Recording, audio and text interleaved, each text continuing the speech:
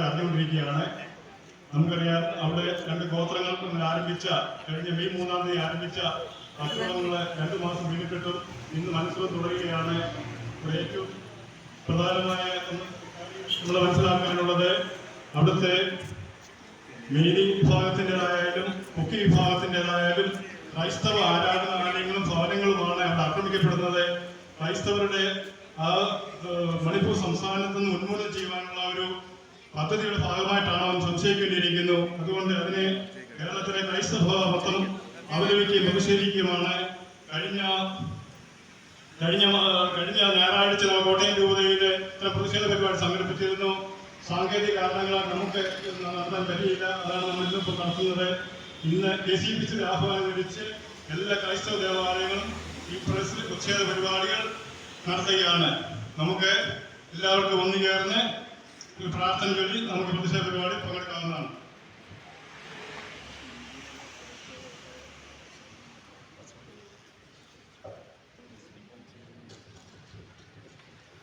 ഒരു നിമിഷം നമുക്ക് നമ്മുടെ മനസ്സിനെ ശാന്തമാക്കാം.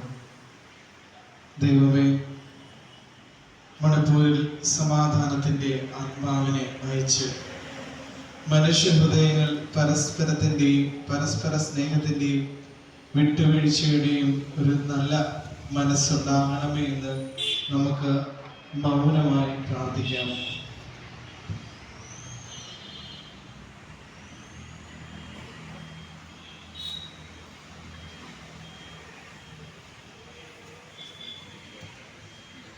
സ്നേഹപിതാവായ ദൈവമേ, ഭാരതത്തിലെ മണിപ്പൂർ സംസ്ഥാനത്ത് കഴിഞ്ഞ 50 ദിവസമായി നടക്കുന്ന കലാപങ്ങളിലൂടെ അനേകം മനുഷ്യമക്കൾ കൊല്ലപ്പെടുകയും ആക്രമണങ്ങളിലൂടെ സംസ്കാര മനുഷ്യജീവിതം അസാധ്യമാക്കുകയും ചെയ്തുവല്ലോ.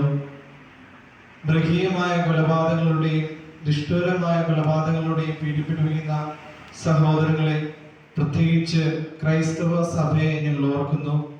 നല്ല ദൈവമേ, മണിപ്പൂർ പ്രദേശം സമാധാനം പുനഃസ്ഥാപിക്കാനുള്ള നടപടികൾക്കായി ആ പ്രദേശത്തുള്ള എല്ലാ മനുഷ്യരെയും, പ്രത്യേകിച്ച് ഗവൺമെന്റിനെയും അധികാരികളെയും പ്രചോദിപ്പിക്കണമേ.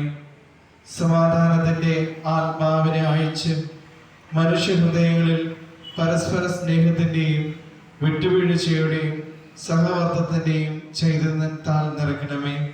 ഞങ്ങൾ ഒന്നു ചേർന്ന് താഴ്മയോടെ അപേക്ഷിക്കുന്നു. ആമേൻ.